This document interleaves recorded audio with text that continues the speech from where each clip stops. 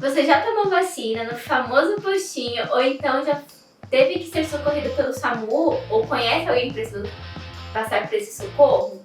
Você sabe como funciona o processo de vacinação no Brasil e o quão importante é esse sistema?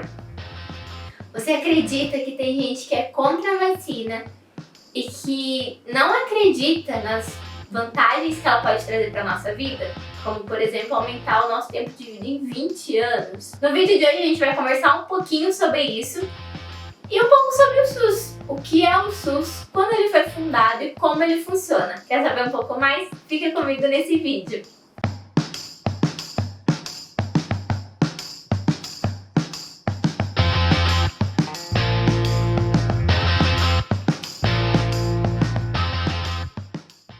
Meu nome é Cíntia e eu faço parte do projeto Sala 5. No vídeo de hoje a gente vai conversar um pouquinho sobre o SUS e como ele funciona, quando ele foi fundado. O SUS ele faz parte da reforma sanitária que aconteceu em 1988. Nesse período ele foi fundado. Ele vem para garantir a saúde pública brasileira, onde nós temos na lei que saúde é um direito de todos. Então, alguém precisava fazer algo para que essa lei fosse cumprida. E assim surgiu o SUS. O SUS, ele é um dos poucos sistemas públicos de saúde. Cíntia, como assim poucos sistemas públicos de saúde?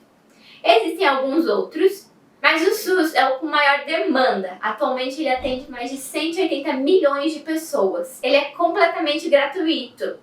Em partes, né? Porque a gente paga o imposto para garantir essa gratuidade. Mas vamos dar um exemplo aqui. A vacina de varíola, que é só a gente ir ao postinho e tomar a vacina, nos Estados Unidos você pagaria cerca de $760 para tomar tal vacina. Recentemente, uma pesquisa do IBGE afirma que cerca de 72% da população brasileira é assistida pelo SUS. Uma outra pesquisa afirma que esse número é em torno de 180 milhões de brasileiros.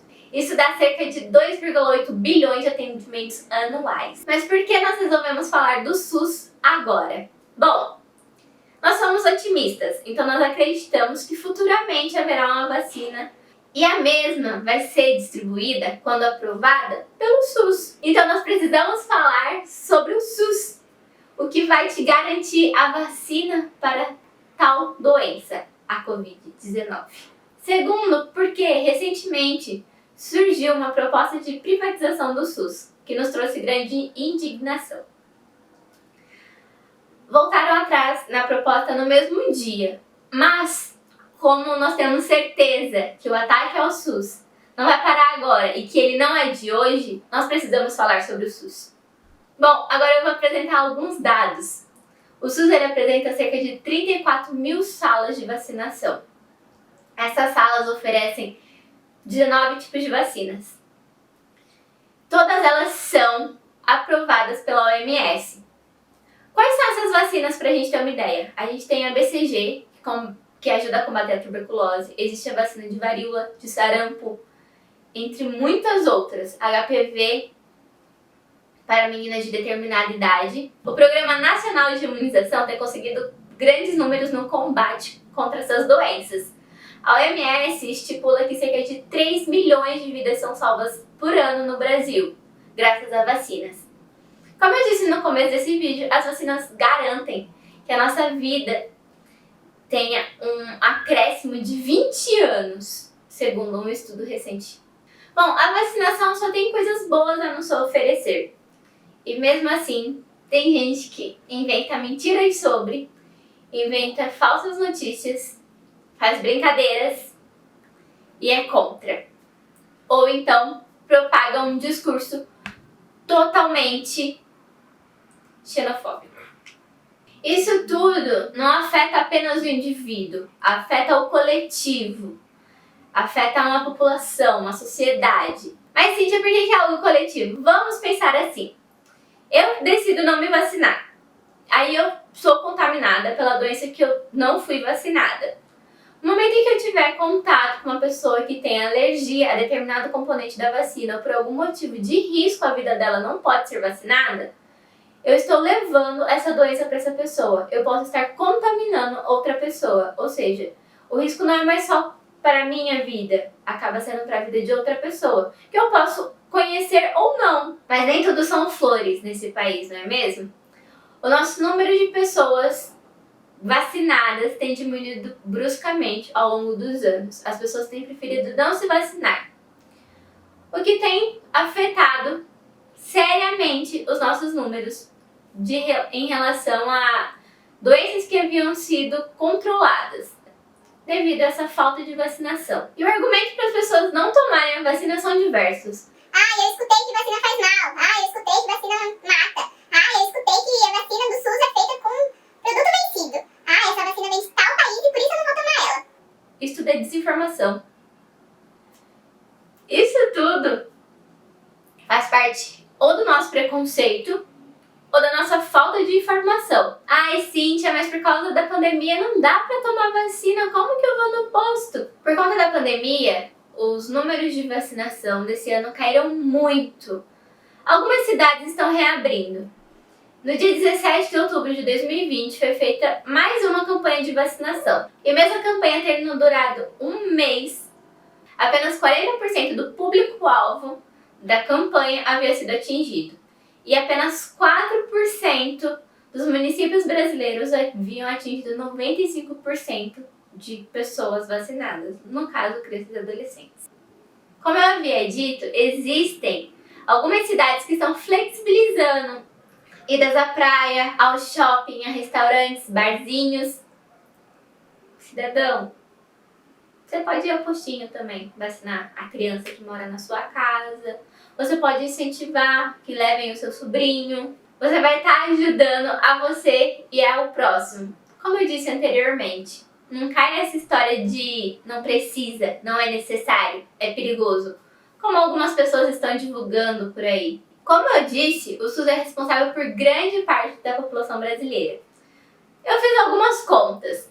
Durante o processo que estamos vivendo, a pandemia, o coronavírus, quarentena e tudo mais, cerca de 4 milhões de pessoas foram contaminadas. O SUS é responsável por 70% da população brasileira. E segundo as minhas contas, 2 milhões e 800 mil pessoas seriam atendidas pelo SUS, se não os 4 milhões. Então, pensa só quantas vidas foram salvas pelo SUS durante a quarentena, durante a pandemia, durante todo esse processo que nós estamos vivendo. Além disso, quando nós tivermos uma vacina, ela vai ser distribuída pelo SUS. Então, se hoje nós somos cerca de 200 milhões de habitantes, por que não pensar que talvez todo esse valor, ou grande parte desse valor, vai ser salvo graças ao SUS. Mas, desde que o mundo é o mundo e o Brasil é o Brasil, tem alguém tentando vender as coisas daqui. E com o SUS não seria diferente.